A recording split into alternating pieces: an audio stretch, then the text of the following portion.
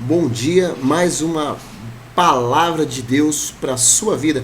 Hoje nós vamos falar sobre a história de um casal chamado Ananias e Safira. Vamos usar como base um texto escrito no livro de Atos dos Apóstolos, capítulo 4, a partir do versículo... a partir do versículo 32, Atos 4:32. E era um coração e a alma da multidão dos que criam, e ninguém dizia que coisa alguma do que possuía era sua própria, mas todas as coisas lhe eram comum.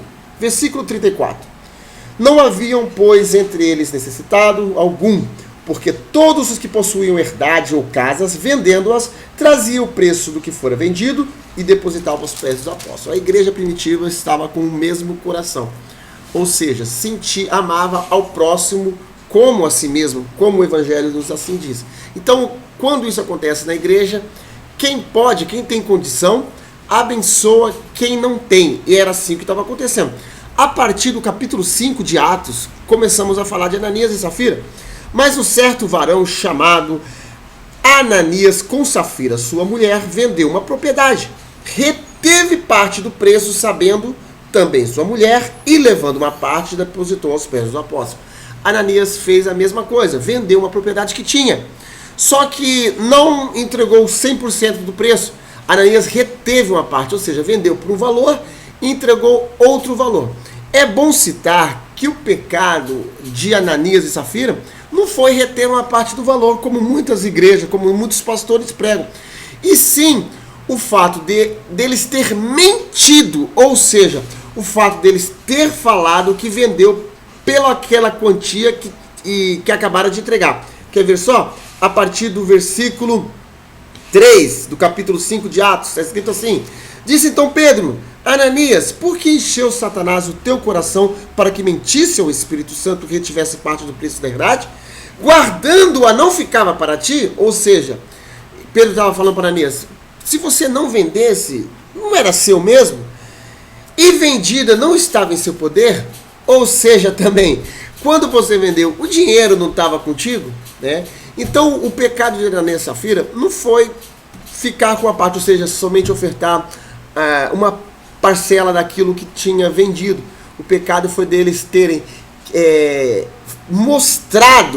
mostrar algo que eles não eram. Talvez eles queriam receber aplausos, por favor, olha lá, Ananias e Safira também vendeu e entregou tudo. Não, então o pecado de Ananias e Safira foi mostrar algo que eles não eram. Trazendo para nossas vidas nos dias de hoje, quero falar com você. De repente, você tem sido assim na igreja, querer mostrar para o irmão, para o pastor, para o ministério, algo que você não é. Uma falsa santidade, um falso cristianismo, sendo que, na verdade, você não é nada disso, né? E eu quero te deixar bem claro que não adianta você querer mostrar para os homens algo que Deus está vendo que você não é.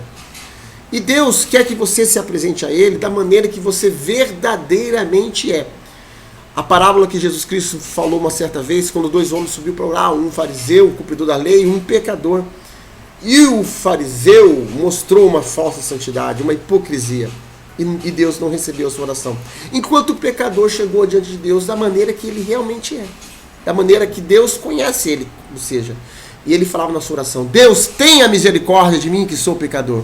E nessa parábola, Jesus afirma que Deus abençoou, reconheceu a oração do que mostrou quem verdadeiramente é.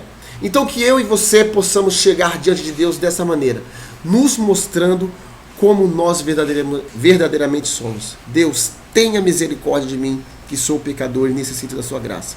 Que essa palavra possa falar no seu e no meu coração nesse dia. Que Deus te abençoe hoje e sempre.